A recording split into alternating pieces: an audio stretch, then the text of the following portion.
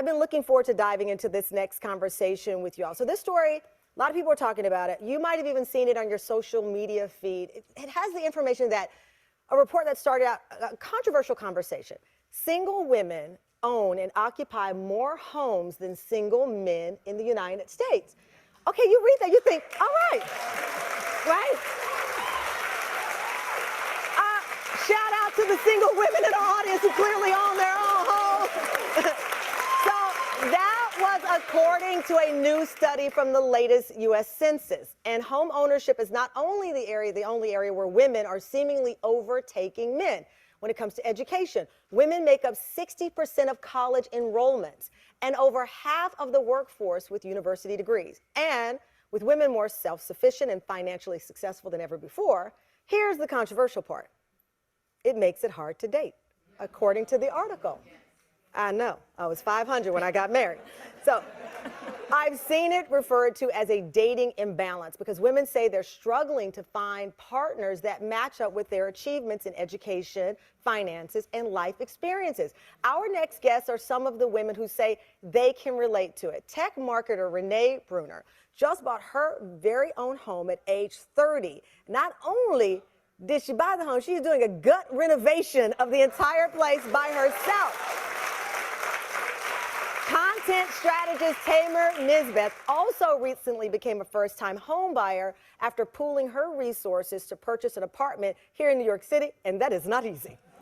And Adriana Herrera is an entrepreneur and founder of a successful tech startup. All three women say they're experiencing these challenges in their dating life, and they're here to talk with us about this conversation inspired by what I read. Tamer, Renee, Adriana, thank you so much for joining us. Listen. First of all, I've got to commend you on coming on and being open about this because I totally, my girlfriends and I, we couldn't stop talking about this. So you're in there, I did that moment, and then when does it occur to you that doing that might be intimidating to a man? Even before I bought my home, I think there's always been an unspoken stigma of like, if you are a single woman buying a home by yourself, then it's almost like you're giving up on finding a man and having a family.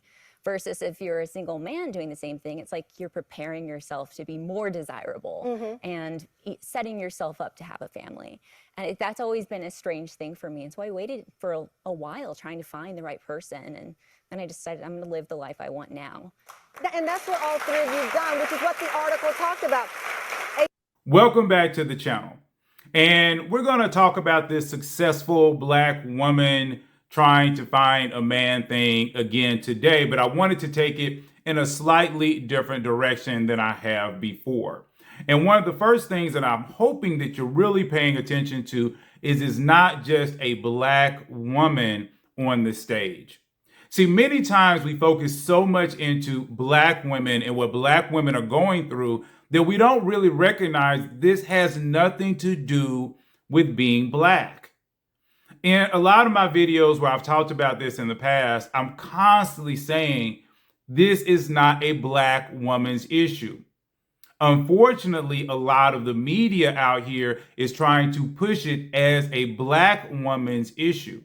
But it's a woman's issue, especially a uber successful woman's issue. Not so much a woman, but a uber successful woman.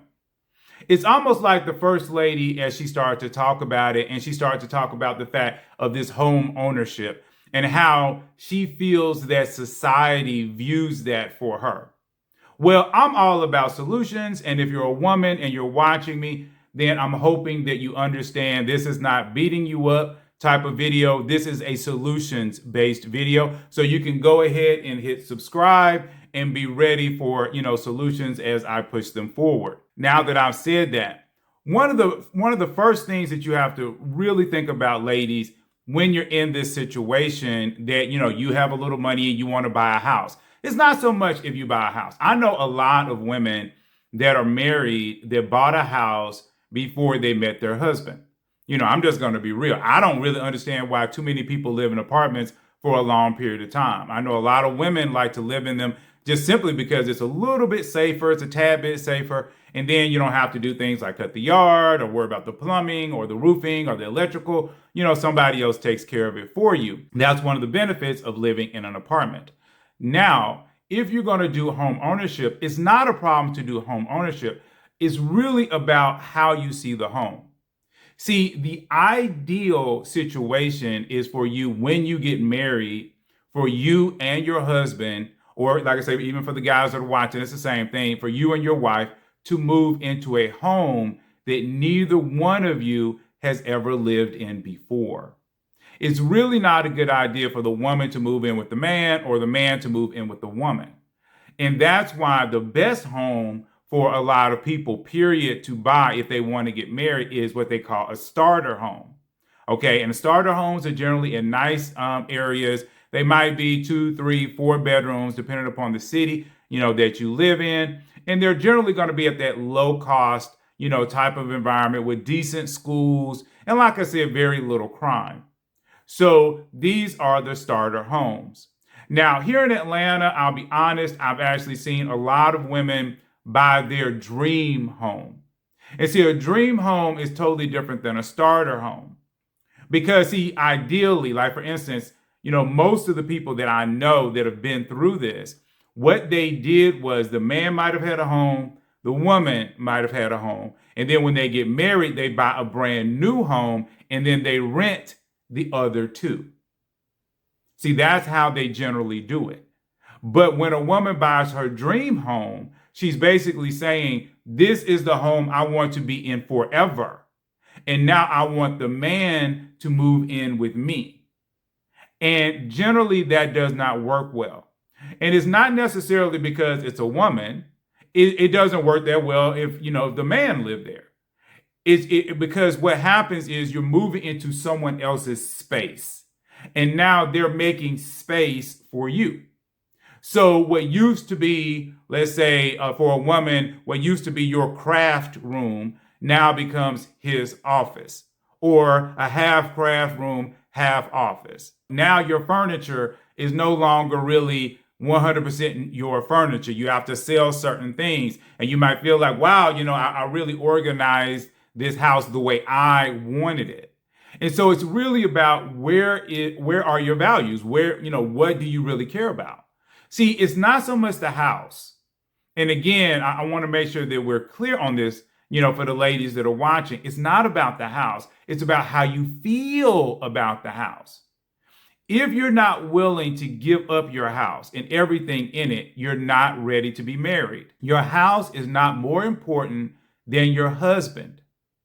Okay? Nothing is more important than your husband. So if your husband is coming in and he's saying, babe, I would love for us to buy a house together, something that neither one of us have lived in. Yes, we can, bring over most of the furniture, but I want the master bedroom, where we're going to stay. I want that to be brand new furniture. And I want the living room and or den where we're going to spend most of our time. I want that to be brand new furniture.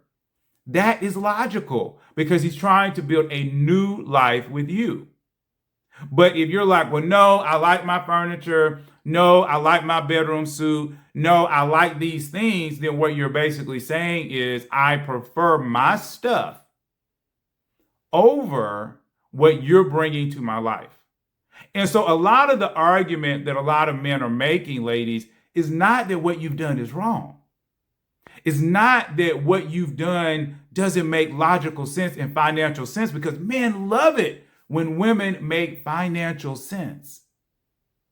The problem is, can you give it up? And honestly, that's kind of like a biblical principle. Because if you're not willing to give up your life in order to get a life, then you're really not walking in the way that you should. Because we have to remember order and priority. For those that are, godly out there, they're spiritual. God is first, then your spouse, which basically means nothing should come before your spouse. Not your mama, not your daddy. If you have children right now, not your children, not your house, not your car, not your money. Nothing comes above your spouse. And it's really important that people get this, because people say they want to be married, but they don't understand all the tenets of being married. So in this video, I'm not trying, like I said, to knock women down and say, oh, well, these women, man, they doing this, that, and the third. No, I'm trying to get you to really understand what's really happening under the surface. And there's just a lot of men that are honestly, they're jaded. It's the same thing as a lot of women that are frustrated. As a woman, you might have dated certain men before, and then you run into a guy that's sort of like that. And so now you don't want to date them.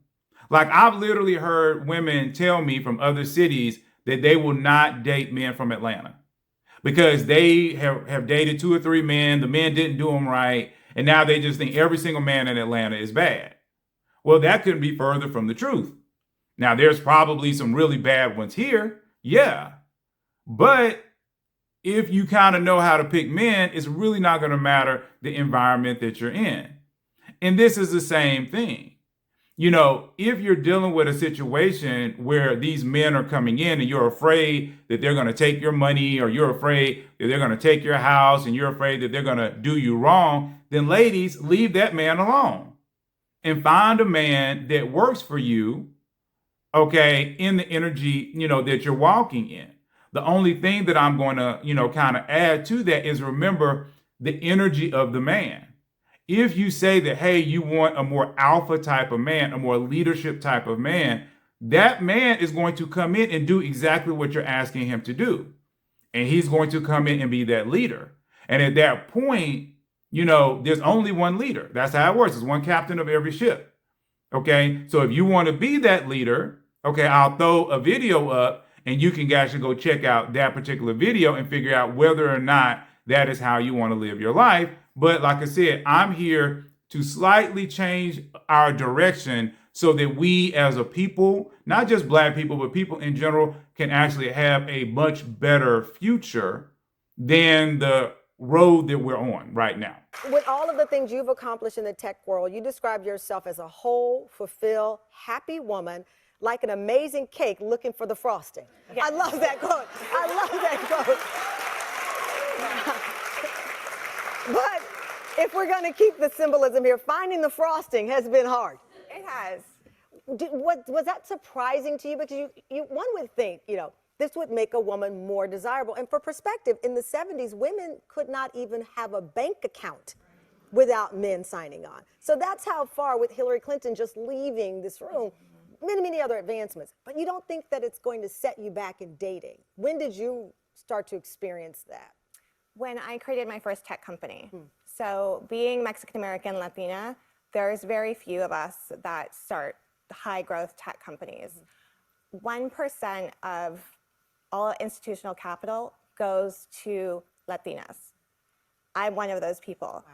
And I don't date men in tech because it's been important for me to be able to say I stood on my own 2 feet and I didn't get to where I was going because some man helped me. Right. That kind of rubbed me the wrong way. And ladies, I'm hoping you will track with me a little bit. I'm sure that the men that are watching this video will definitely track with me. That's an attitude she had. An attitude of, no man helped me.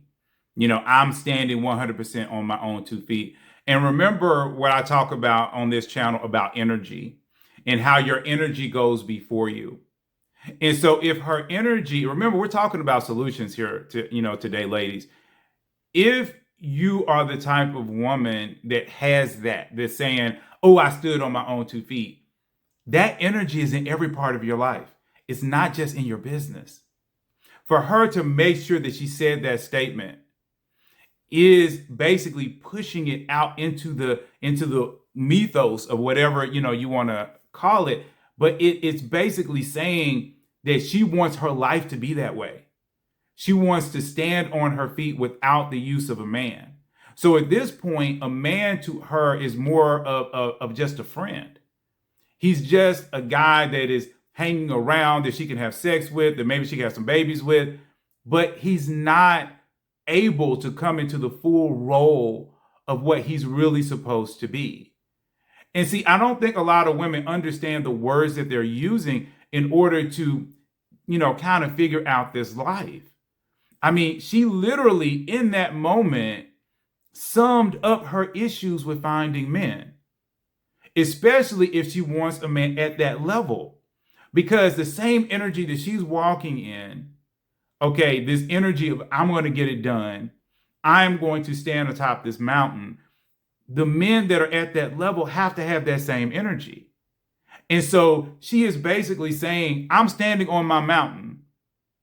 I want a man that's standing on his mountain, but I want him to come over to my mountain, but he can't stand at the peak with me. There's not enough room.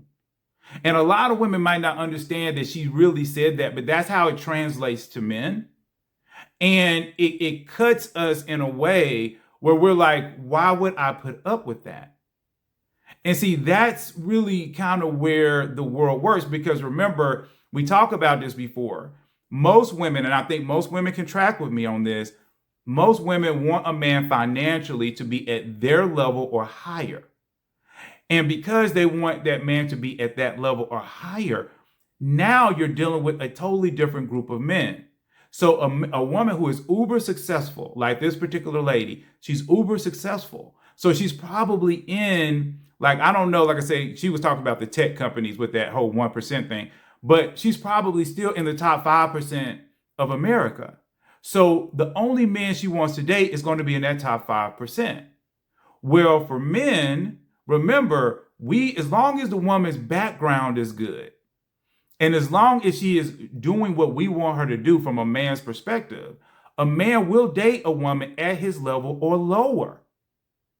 So if she has 5% of the men, in the world she can date, that means men have 95%. And at that point, the competition becomes extremely high. That's why I say a lot of times, even when we watch shows like this, what we're not really getting is we're not really getting a balance.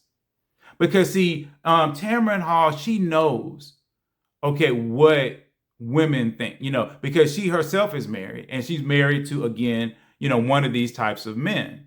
But again, it's like, so she understands that. She understands that that's part of the struggle, is to get that man, at that level, but then for him to want everything that she has, to offer. And different men want different things. And it's a totally different thing when a man has had his life already. And now he's gone to a second wife where he's actually wanting different things. And if you really look at it, there's a lot of black, people in Hollywood where the black women, where the first, they'll meet a man, they marry that man. The man might be in the 50s or whatever, but he was married before. He had children before. And so now he's just kind of going for a different experience for the rest of his life. He might not want kids anymore. This is so interesting with your story. You love traveling. As Renee said, you're living your life. You said that you don't even tell men that you own a home because they're already intimidated, and that would make things more difficult. I think it's one of those things that it's not likely to come up in our first conversation. Because it would come up in mine. I'd be like, I own a home in Brooklyn, New York. But if by the time we're talking about where I went to school or where I've traveled and what I want to do next, if I can tell that someone is intimidated at that point, then it doesn't make sense to then have a conversation about owning a home, because that's just one more thing to add to it. It makes more sense to just say, we're not aligned at this moment, and I'm going to go to the next one. You're going to go to the next one. Yeah. So when you saw this article in the New York Times, did you say, I'm not alone? I mean, it's not just about women in big cities. So let me talk about this whole intimidation thing. And again, I'm hoping that more women will watch this particular video and recognize that I am trying to help you.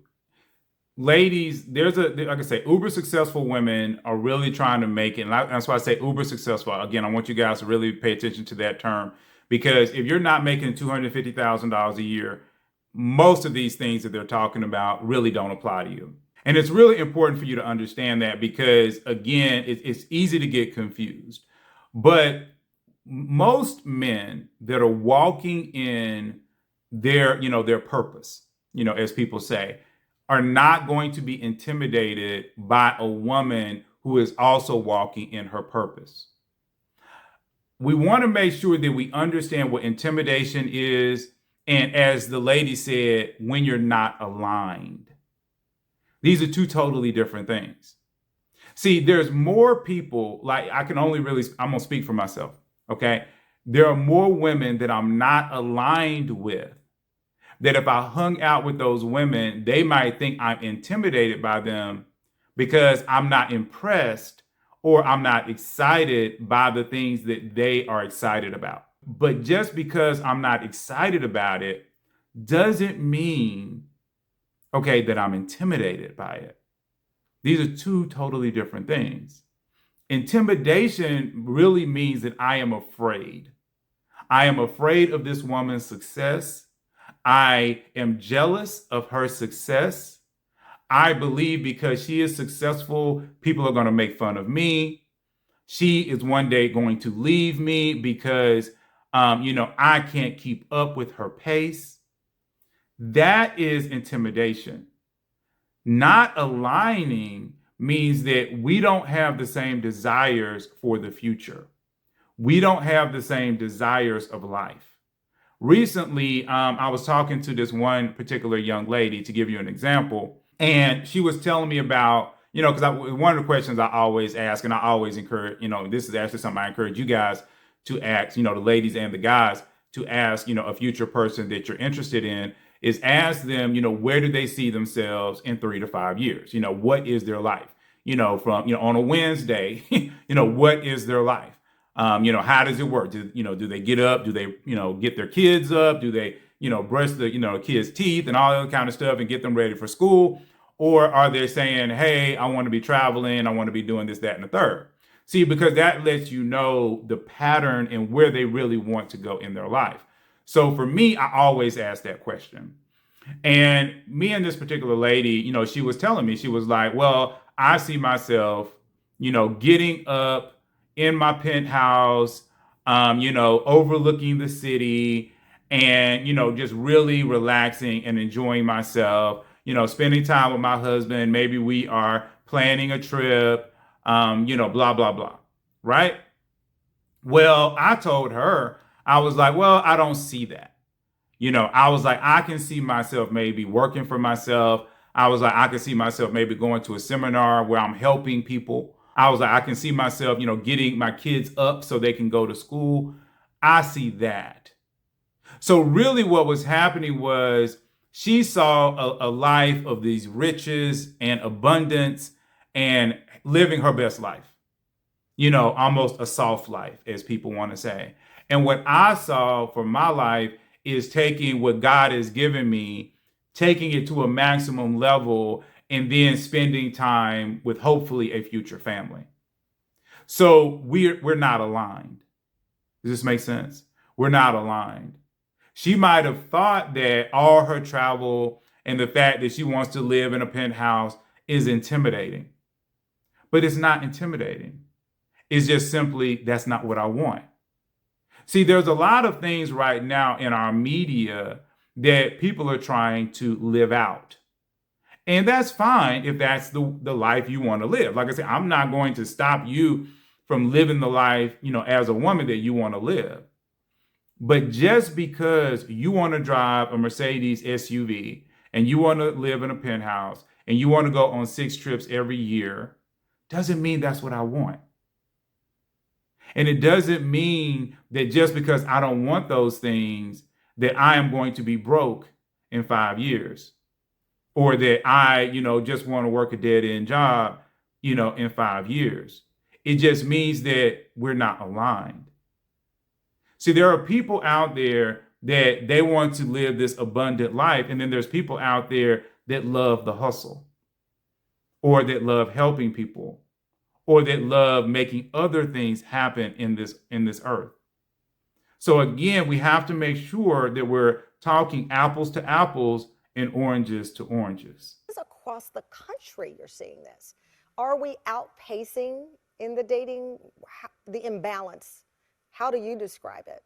I think that there's a sense that we can be outpacing some of the men that are around us, but at the same time, I do have girlfriends who are successful, ambitious, and they have found their men. So there are those people out there who are aligned with us, who do want what we want, but it's where do we find them? We're talking back. Okay, so I'm glad that she said that. And that's one of the things that I'm always telling the women that follow me on this channel. Do not believe the hype. All right? This is one of the main reasons why, if you're a lady, you should be hitting that subscribe button. Because on this channel, I try to really keep it balanced. I do talk, about men. I'll admit the men don't like, me talking bad about them. So they tend not to watch those videos. But, I do try to, keep it a little bit more balanced on this channel, because I feel like if you're not talking to both men and women, then how in the world are you really making a difference? But to her point, that is 100% true. There's plenty of men out here. And believe it or not, no matter what Tamron Hall is saying and whatever statistic, she's putting up, I'm going to put up a statistic. And really what it shows is that there are plenty of black men that make a good amount of money. All right. And like I said, it's a huge difference between being uber successful, 250 grand, and just making 70 grand or just making 100,000. Because like I say, in New York, 100,000 is not the same as it is in Atlanta or it is in Texas. And I've just learned, for all of my new people and my people that's looking for a place to move, and I've told you guys before, do not move to Atlanta. Texas is the new place to move. I've seen a couple of statistics that talk about how Texas has some of the best real estate right now, where everybody else is costing too much money. And there's a lot of opportunities out in Texas. So you might want to look at Houston, Dallas, San Antonio, because I know people are always looking for a place to move. So please, go check out Texas. And maybe some people might talk about it in the comments, but I'm hearing that Texas is the new hot spot. Where do we actually go? Who are those? Do you know the husbands? whole Where are their single friends? ears all perked up? Literally, everybody who's single in the audience, I can tell they're like, go on, tell us more. Well, we're going to talk about this imbalance, if it exists, and really how people are navigating through this in the dating world. Our guests are sticking by, and we are going to be joined by a dating and relationship therapist to talk more about this article. So I went over to his house with a copy of Entrepreneur magazine. I was surprised to see my big old face on page 6 in a feature. And I was like, look, can you believe that my company is in here and they're naming me Do Good Entrepreneur to Watch? And he looked at it, closed it, slammed it down on the desk. And the sound was like my heart breaking. Oh. And then he turned to me and said, well, are you going to be able to be home and cook me dinner when I get home from work? Okay. Yeah. Do you still talk to him? Oh, no. Okay. All right. So, I'm not going to go down the route that I'm sure that some of the guys want me to go down, from that little piece. But I will say this. Everybody needs somebody that supports them. Okay. Everybody, whether you're a man or you're a woman, you need somebody that can support you and believe in you and help you get a little bit closer to your dreams. I really just can't, look beyond that. And really the full behavior of it wasn't really what I would say. And I would just have to tell the women out there that there are men out there that can support you. But again, it's where you're picking, who you're picking, how you're picking them. And if you are uber successful, if you're one of the uber successful women that's watching this, then what I would tell you is that you have to find a man that's very secure in himself and that has, like I say, a vision for himself, and he's walking in his purpose. Because it's like I've told you guys before, if my celebrity baby mama, ever decides to find me or I can find her, then, at that particular point, she makes probably 50, 60, $100 million a year. And because I am walking in my purpose, I'm not going to be intimidated by, what she brings to the table, as long as she respects me as the man. Now, if she disrespects me and doesn't see me as the man that I'm supposed to be, then now we have a problem. And the reason why I always use her, which is, her stage name, is because of the huge difference in dynamics. When you're dealing with somebody that is making, probably $100 million a year, it's easy for those types of women to feel that just because I make this money, now I can live a different type of life. And men are very attracted to, certain things that women traditionally do. And just because a woman is making a lot of money it doesn't necessarily mean that they're not attracted to that. I'm not saying that a woman can't have her business. I'm not saying that she has to cook dinner and all this other kind of stuff. But what I am saying is that you still have to spend time with your husband, and you have to respect him, and you have to see him, having worth. Now, like I said, I don't know this woman's, particular situation, so I'm not talking to that. I'm just talking to the uber successful women that have found this video and they're looking for solutions/answers. So, for people who say this is just in a woman's head, it's not. It's real. No, it's real. Yeah, I see it in my practice all the time. There's definitely an imbalance between, successful women and men, but I don't think it's for the reason we think. What is it then? Well, okay, first of all, what do we think it is? Well, I think it's important to first define what modern manhood means. So, and we've done whole shows on it. Yeah, so anthropologists use the 3 Ps. They say that men find their manhood from being able to protect, provide, and procreate. So if a man is sitting across from a woman who's already provided for, already protected, and maybe she has kids, doesn't want kids, or at least has the means to do it by herself, that man using that narrative is going to sit there and think, how do I fit into her life? How do I provide? What's my purpose here? So love? Well, it doesn't start with a P. So let me stop that right there, since she's basically talking about men and how men will react. So for the ladies that are watching me, I don't necessarily think it's just about how does the man feel like I'm going to fit into her life. And again, I think that's more from the woman's perspective, seeing it, from the outside in type of deal. I think what's really going on is the man is also looking at the value that the woman is giving him. Believe it or not, there are men out here who really do enjoy, providing for their woman. They really do enjoy that. You have other men that enjoy the protection aspect. Now, she went with the whole thing of, creating kids and stuff like that. I don't really think that that is a big deal. I'll be honest, especially for a lot of men that are over 35. But again, I don't think that it works quite like what she's saying.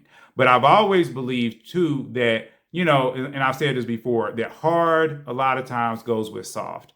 And really what that means is it's about the energy. A leadership person, whether they're male or female, many times ends up with a supportive person. Okay, because 2 leaders generally don't get along, and 2 supportive people kind of get on each other's nerves because they're looking for one person to lead. All right. So when a woman is walking in leadership, many times she ends up with a man who is walking in support. And a lot of women really don't get this, especially uber successful women, because when a man that is walking in leadership runs into a woman, okay, that is also walking in leadership, it's not even really attractive for him. It's not necessarily like I've tried to tell you guys, I have dated at least 3 women that were either millionaires or they were up there. I mean, like $500,000 or more that they were making. And they might have thought I would be intimidated. And I think that as they started to talk to me, they recognized I'm not intimidated by them at all. At that moment in time, I wasn't making anywhere close to what they were making. But the problem wasn't about intimidation or their money. It was the fact that I walk in leadership. And as soon as I started to walk in leadership beyond paying for the dates, because they were okay with that. They love that. But once I started to walk in that true husbandliness and started to walk with a mindset of this is how I'm going to lead us to the future, that was what they took issue with. Because they didn't really want me to lead them. What they wanted to do was to be 50-50 partners. And when I say 50-50, I'm not talking about the 50-50 everybody's talking about now, where they're saying you pay 50% of the bills and blah, blah, blah. No, they're saying, hey, we're going to come together. We're going to both have 50% of the responsibility. We're both going to have, a mindset of this 50-50. You're not going to tell me what to do. I'm not really going to tell you what to do. We're just going to be friends and get along. But what I've noticed is in almost every relationship, even friendships among same sex, okay, generally one person is a little bit more of a leader than the other. That's generally how most relationships work. So when you're dealing with me and I'm dealing with these women, they don't like that. They didn't like the fact that I walk in leadership, that I walk in authority. And so a lot of the issues came up as soon as I started to talk about authority. This information didn't come up on the first date. It would generally come up on the second to third date, when we're talking on the phone or when we're just going through some things. And when I would start to talk about anything leadership, I could see it in their face. They didn't like that. They didn't like how I was talking. And because of that, many of them were pretty much done. They did not want to go down that route. They wanted to stand on their own 2 feet. They liked their mountain. They wanted me to get on my mountain and just wave at them, from my mountain. But it doesn't work that way. Leadership doesn't work that way. Okay, leadership works in a way that I'm going to lead you even on your own mountain. Now, it might not necessarily be in your business, but it can be in the family and the way that the family is going to go. But then remember, I just said earlier that most people's energy goes before them. And most people cannot turn off their energy. Most people are not one person at home and one person at work. They're generally the same. And when I run into women who generally have a lot of problems finding men, they're generally in leadership positions on their job. And when they're in leadership positions on their job, it makes it very difficult for them, to actually find men because they walk in leadership. And it's not so much that they can't find men, they end up finding supportive men. And then they get frustrated because they have supportive men instead of leadership men. So again, ladies, this is not me beating you up. I'm trying to explain how this happens. Explain how this is really working in the man's mind. Because me as a leadership guy, I'm going to lead. I don't care if you are, her, I am going to lead whether you make $20 million or you make $20. It really doesn't matter. And I think that's the problem. That really, in essence, is the problem. But again, I find a lot of times people kind of skirt around that and they don't want to talk to that. Yeah. So I think that we need to go a little deeper. Okay. And because, we're not getting married anymore for the reasons we used to get married. Like, Right. I don't need someone's cow. They don't need my dowry. We're getting married to have a spiritual experience. Yeah. So we have to kind of abandon this old narrative and look at where we're not able to connect with ourselves on a deeper level, because that's why we're getting into romantic relationships. Okay, so I'm gonna stop it right there. This video is very long. So I thank you all for, making it through this far. But I think, again, what I don't see and what it really frustrates me about these types of conversations is I don't see any men on the stage. And I understand what they're trying to say is it's about, what women are facing. But I don't feel like it's balanced when you never are ever listening to a man and how he feels. Now, if Tamron did a video where it was the same subject and she had, 3 or 4 men that were talking about it from their perspective, then it would be a little bit easier for me to digest. And maybe she does have that video and I've just never seen it. But those are the types of things that I'm talking about. And that's why, at Christian Singles Connect, because a lot of people ask me about that or talk about that, we actually have both men and women in the group, because the whole concept is when the men start talking, the women can say, nah, we really don't do that. We really don't feel that way. And then when the women start talking, the men can say, nah, we really don't feel that way. That's not what's really going on. Everybody has their own truth based off what they've experienced and what they think about said experience. But just because you think that is right doesn't necessarily mean it's always right. And then you always have that concept of it's who you're picking. It really is who you're picking. A woman who likes a certain energy from a guy, okay, when she's with a totally different type of guy, he's going to give her a totally different feel. And like I said before, I've dated women who were millionaires all the way to women who's barely, making it happen. But I'll admit, the millionaire women, while they might have been beautiful or whatever, they definitely had an air about them that was more kind of like what the lady, just said, which is just like, well, can we get together and just have kids and have a life and just be friends. And that's really how they saw marriage. Where with me, I don't see marriage exactly like that. And I'm not necessarily saying that a woman has to be in the kitchen and cooking and all this other kind of stuff. But I need a woman to say, I want to spend time with my children. I want to spend time with my family. I want my family to be the most important thing in my life. And when I run into women that are like, oh, I want to travel all over the world. I want to see all these great and wonderful things. I want to, be in this penthouse, blah, blah, blah. That doesn't align with what I want. It's not me being intimidated by them or anything like that. It is just simply me saying I want a different life. And what I've learned about a lot of men that are actually moving down that road, many of them do want a different life. And generally, there's almost a separation. There's the men who are industrious, but they still kind of want a normal life. And then there are the men who are industrious, they're making a lot of money, and they want the playboy life. And the playboy life doesn't come with a wife. It comes with a whole lot of women. And see, I think this is another narrative that nobody's really talking about, because there are a lot of women, like I said, that are uber successful. We're talking about uber successful that really want that play girl life, but they kind of want to mix in family with that. And I'm not saying all of them are, but I'm just, putting it out for food for thought, since a lot of people do not talk about it.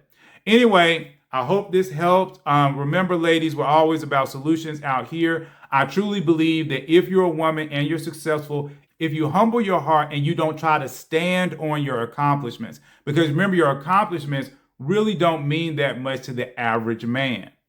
What they're concerned about is your heart. Where is your heart?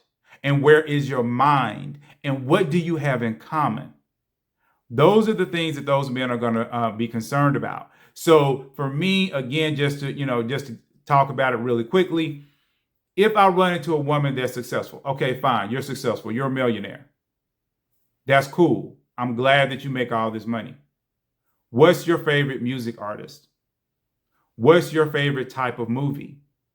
What's your favorite TV show? Do you like dogs? Do you want to live in the city or do you want to live in the rural area? Do you like to be a foodie? If so, what are your favorite foods? Do you like to be tickled? See, these are the things that I'm more concerned about with a woman. I'm not really concerned about her money. So when she leads in with her money and she tries to stand on her money like this money is important, pay attention to me because of this money, that's when you lose men. You cannot stand on your money. You can't, honestly, you probably don't even need to talk about it that much. I'm not saying you should minimize it, but what I am saying is that's not really him getting to know you. And if you really pay attention to most men with money, there's two types of men with money.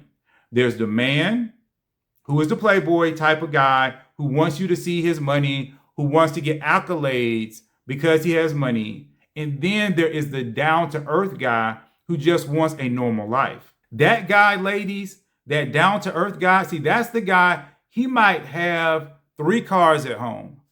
But when he takes you out on the first date, he's going to drive the worst one. You might think, oh, okay, what does this guy do for a living? And you might try to talk to him about it, and he might make $3 million a year. But when you talk to him, he's like, I just do okay. I do a little consulting work. Why? Because he's not leaning on his money. He does not want you to like him for his money. He wants you to like him for who he is. And you see that a little bit in the movie Coming to America, the original. Don't watch the new ones. I wasn't a fan of the new ones. But in the original, that's what you see. You see a man who's a multimillionaire, but he's trying to find a woman that will love him for him. And see, this is this is how a lot of men really move and groove. And so, again, what I'm encouraging you ladies to do is kind of something similar. It's not so much that you're saying that this doesn't exist in my life or you're trying to minimize it. But the man, if he's a good man and he's walking in his leadership, he's not going to be concerned about that anyway. He's only concerned about getting to know you and who you are as a person. All right? So anyway, if you like this, please hit that subscribe button. Remember, there's a lot of information, down in that description that hopefully will help you. I am working on some books. So depending upon when you watch this video, there might be some books out. So, you know, I am working on some books because a lot of people have been asking me about that. And like I said, please like this video, send it to some people, subscribe, and I'm going to see you all in the very next video.